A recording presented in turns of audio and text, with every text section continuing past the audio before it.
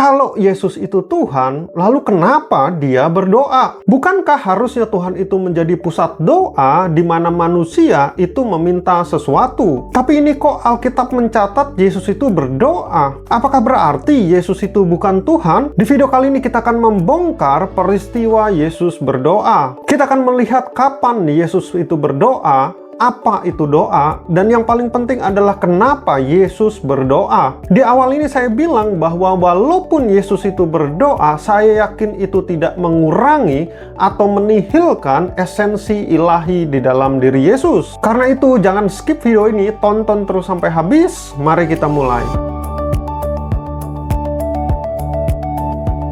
Tidak bisa dipungkiri bahwa Yesus itu berdoa. Misalnya contoh yang paling terkenal adalah ketika Yesus berdoa di Taman Getsemani.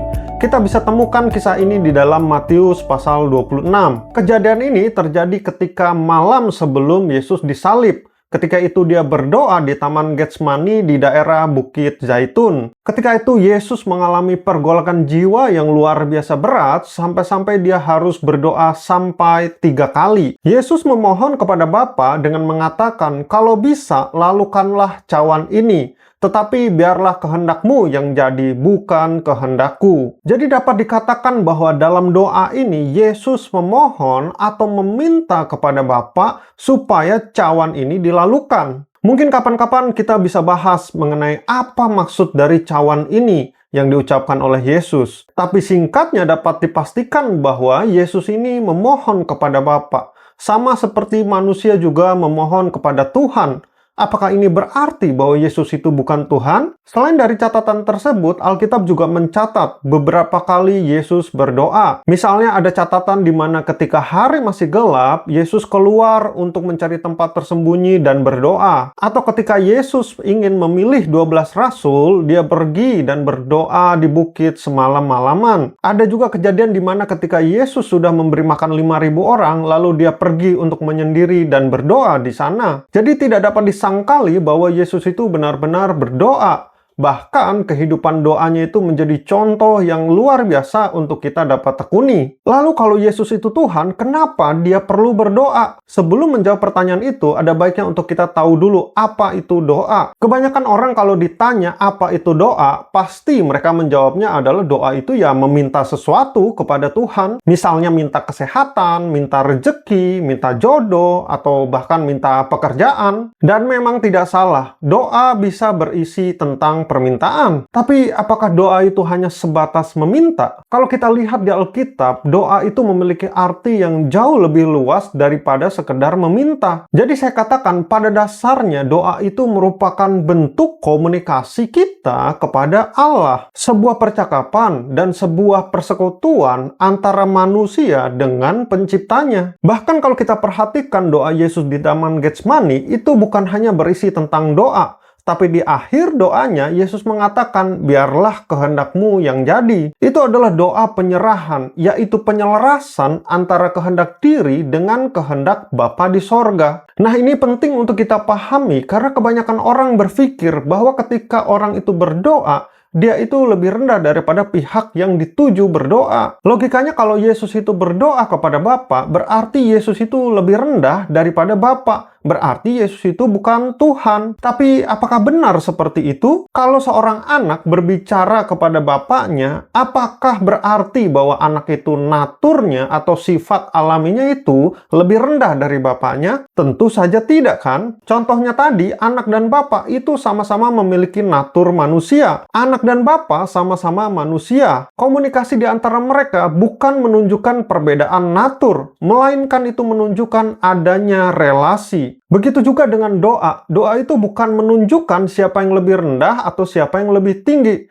Tetapi doa itu menunjukkan adanya relasi atau hubungan di antara mereka. Jadi sekarang kalau kita tahu bahwa doa itu merupakan komunikasi dalam persekutuan yang harmonis antara Yesus dengan Allah Bapa, lalu kenapa Yesus berdoa? Untuk menjawab kenapa Yesus berdoa, menurut saya ada satu kata, yaitu inkarnasi. Apa itu inkarnasi? Inkarnasi berarti adalah Allah yang adalah Tuhan itu menjadi manusia. Alkitab mencatat dalam Filipi 2 ayat 6-7 bahwa Yesus yang walaupun dalam rupa Allah tidak menganggap kesetaraan dengan Allah itu sebagai milik yang harus dipertahankan, melainkan telah mengosongkan dirinya sendiri dan mengambil rupa seorang hamba dan menjadi sama dengan manusia. Perhatikan kata-katanya, Yesus mengosongkan dirinya. Dia mengambil rupa seorang hamba dan dia menjadi sama dengan manusia. Artinya ketika Yesus turun ke dunia ini, dia bukan berpura-pura menjadi manusia,